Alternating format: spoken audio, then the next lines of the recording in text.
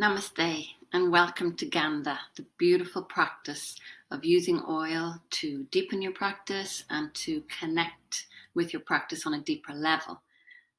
So oils, sacred oils, sacred herbs have been used for over 5,000 years in yoga.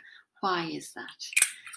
So in yoga and meditation, we try to quiet the thinking mind and to access the older, more meditative part of the brain. The sense of smell is the only sense that has a direct connection with this older, more meditative part of the brain. Now, this is brain geography, and it's to do with how the brain evolved over the last many millions of years. At one point in our evolution, our smell receptors actually took up over 50% of our brain. We were mainly smelling devices. That changed as the brain evolved and we stood up. It became bipeds and we stood up and we could see long distances. Our eyesight developed. But the sense of smell was the first sense to develop so much. And it still has that position in the brain of being located in the oldest part of the brain. And you'll know this experientially. You can actually feel it experientially. It's so old that it's pre-temporal. It has no sense of time. So this gives you an idea of its position, its important position in the mind and the brain. I use those words interchangeably for now. So when you smell something, so imagine you're on your holidays and you're going out every evening and you're very relaxed and you walk by a beautiful night flowering jasmine. Gorgeous, gorgeous fragrance. This is full of jasmine, actually, balance. So you're walking by the night flowering jasmine every evening and you smell it and you're filled with this wonderful sense of well-being because you're very relaxed and it's beautiful and balmy and it's that's even besides the beautiful effect of the fragrance of the jasmine that it has on your hormonal system and your well-being. So you smell that every evening on your holidays. Then imagine you are back wherever you live and say it's cold and dark and raining and you enter a flower shop and you smell that smell again. What happens to your body? You don't experience it from the neck up. You wouldn't turn around to a friend and say, gosh, that really reminds me of my holidays. It's actually a full body sensation. Your full body goes, whoa. When you smell something that you have an association with from another time, your whole body reacts. It's a full body physiological sensation. Why is that? Because the sense of smell is so old, it's pre-temporal. It has no sense of time. So when it smells that same smell, it thinks that you're back on your holidays. Your brain goes, brilliant, we're back on our holidays. And you recreate that same sense of well-being. So that shows us two things. One, the beautiful positioning, ancient, pre-rational, pre-temporal positioning of the sense of smell in the brain. It also gives us an indicator of why this might be so important for practice and why it's been used for so many years, because it brings us back to a state.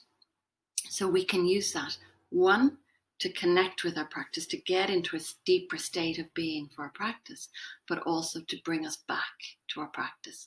So that's what Gandha is all about.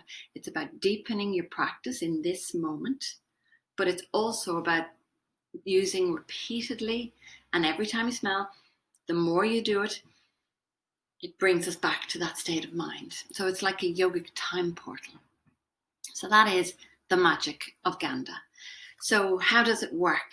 The brain geography is really the key here, where it's physically located.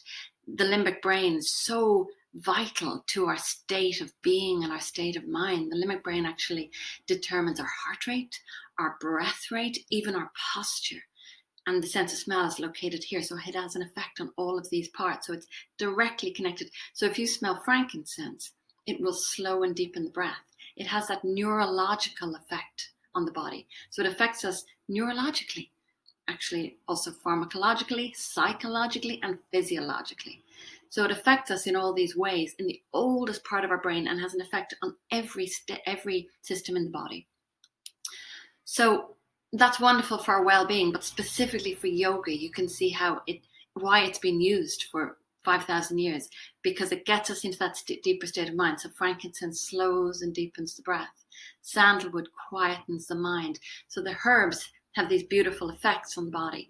How this was discovered, they think it's been written about in the Upanishads.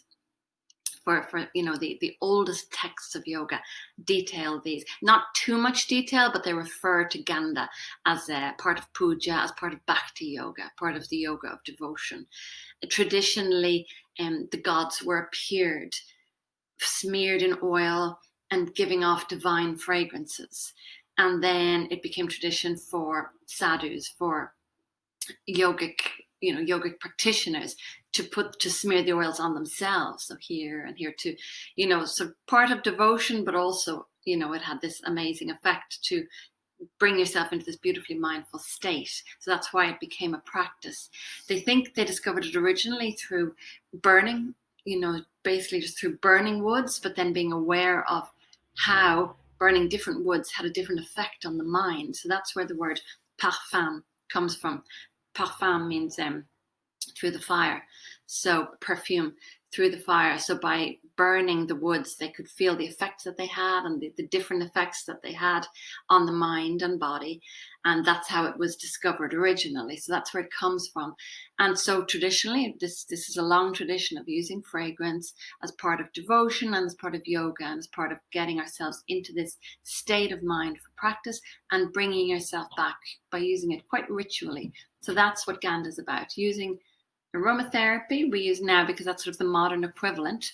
In India, they would be using beautiful sandalwood paste, but we use the same ingredients, but how we use them is slightly different in that we just use them with mindfulness, and we use them as part of practice to deepen our practice and to bring us back to practice. So that's why, and that's how the yogandha oils were originated. So that's how they work. That's how the mind deals with fragrance, that has this beautiful effect on the mind, and that's how we can use to deepen our practice and to deepen our connection with our practice. So how you would go about using, you may be drawn to a particular oil, you may be drawn to a particular blend.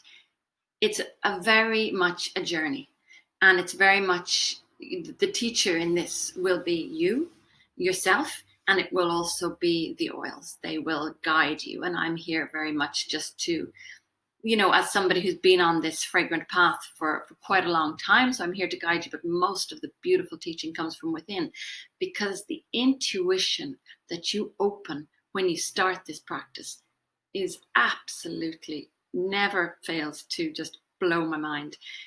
The intuition, the wisdom, all comes from within.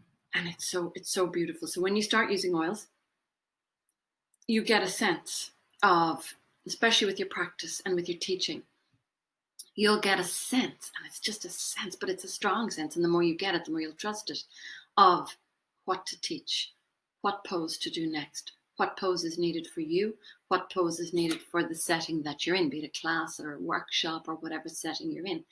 You'll get a sense, and it will be proven again and again that was the right thing to do.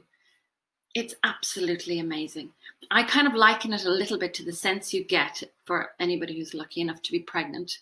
When you're pregnant, you kind of get a sense of what your body needs, and there's just this intelligence that comes out, and that's exactly what happens.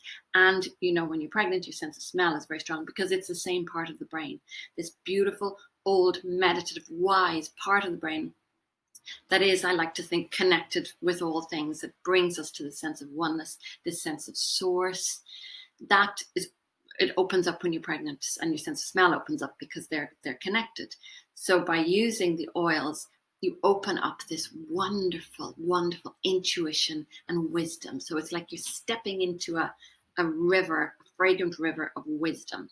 So all of the teaching really comes from within, and the oils will communicate with you beautifully.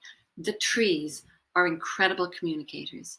And once you use the oils with your practice, you will be aware of that communication. When you use the oils meditatively, you'll just feel it, and it's beautiful. So how you would start on this journey, I would invite you to do the meditation that I have done and you should have received, which is the standing meditation with yogandha ground.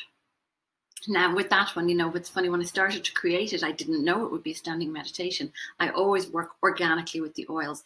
I work with them, I use them, and then I let them inform me as to how the class or the workshop, whatever I'm creating, will develop. And it happens every time. They inform everything I do because they have such intelligence, and all I'm doing is letting that intelligence come out. So I would invite you to do that, because it is, it's just quite a short meditation, and it will introduce you to using the oils meditatively, feeling into them. Now, if you don't feel anything, that's absolutely fine. It's absolutely fine. Don't worry about it. I love to use imagination with all my, even most physical of teachings, because if you can imagine something, then you can open the brain to start to feeling it. Just imagine it, and then your mind will open up to starting to feel it. What is vetiver doing in my body? Feel into that, and you might feel absolutely nothing, but just be open to start imagining, feeling what vetiver might be doing in your body, what cedarwood might be doing in your body. And that's just the invitation, which is really all that meditation is being in invitation. So that would be one place you might start. You might have a strong calling to you might have a bottle of sandalwood that you've had for years. You might have cedarwood. You might have any of your own oils. So it's really quite a personal journey. So open it, smell it, and meditate with it. That is the first step. Be it a blend, be it one of my blends, be it something you have, be it something you are inspired to create yourself, all beautiful, and meditate with it. That is the first step, and then listen. So that's the first step. So the next video, we're going to talk about how you would introduce them to your class.